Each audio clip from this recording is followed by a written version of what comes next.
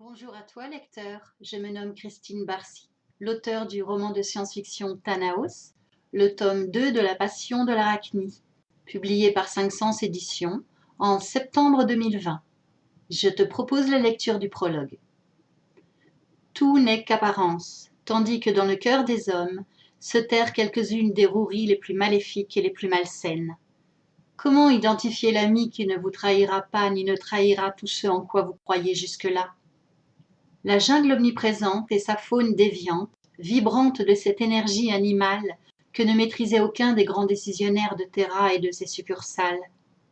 C'est dans cet enfer qu'il s'était embarqué, en dépit des dangers, en dépit des avertissements multiples. Poussé de l'avant par cette mission furtive, autant que suicidaire, dont ils ne comprenaient que ce que l'on avait bien voulu leur en révéler. Ils avaient enregistré des pertes dans leur équipe, récemment, et le camp qu'ils venaient d'investir, heureux d'avoir désormais un toit au-dessus de leur tête, n'était pas ce qu'il y avait de plus sécuritaire, ni de plus rassurant. Mais c'était ce qu'ils avaient connu de mieux depuis leur départ de Ranat, la ville garnison aux portes de Thanaos. Dorénavant, ils auraient à établir leur base d'opération à partir de ce lieu, et à sillonner la jungle afin d'en débouter quelques mutants, à des fins d'observation. Isis rongeait son frein, s'interrogeant comme souvent sur les objectifs qu'on leur avait attribués.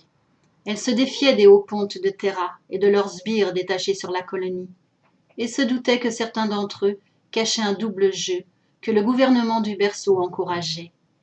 Seulement, se méfiait-elle assez, ou bien ce qu'elle suspectait s'avérait-il bien en deçà de la réalité présente ?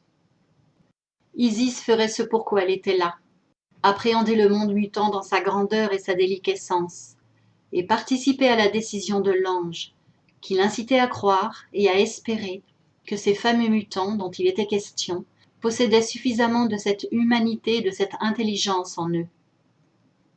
Le cas contraire, rien ne les préserverait des plans machiavéliques des grands Manitou de Terra et de leurs alchimistes, qui n'attendaient que la preuve formelle de leur monstruosité pour amorcer la première phase d'une dilapidation programmée.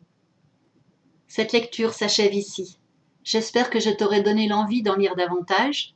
N'hésite pas à te rendre sur mon site christinebarcy.com. À bientôt!